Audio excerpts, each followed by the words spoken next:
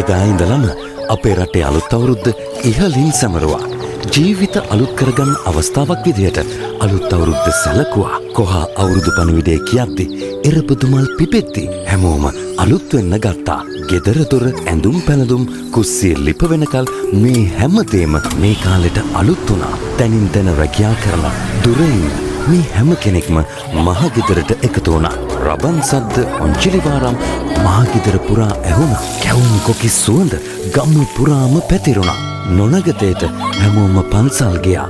සුබ නැකතට මුළු පවුලම එක සිරිතට වැඩපටන් ගන්න මේ හැම දේම සිද්ධ වුණා.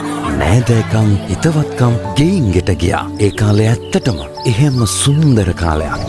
තරඟ කරන ලෝකය දැන් හැමදේම අපෙන් ඈත් කරලා දැන් අපිට අවුරුද්ද සැමරුමක් විතරක් වෙලා. තාක්ෂණය සල්ලි ලෝකය අලුත් කරාට අපිව අදහස් වලින් අලුත් කරන්නේ අපේ සිරිත් විරිත්. අලුත් තාක්ෂණයෙන් අලුත් අදහස් වලින් ඒ පරණ වටිනාකම් මතක් කරන සිරිතට අපි මුල පුරන්නේ ඒ නිසා. අලුත් ලෝකෙට අලුත් අදහස් ගේන එදා සිරිතට මුල් තැන දෙන රෝදි ඒජන්සි අපේ ඒ පණිවිඩය අරන් එන්නේ ඒ නිසායි.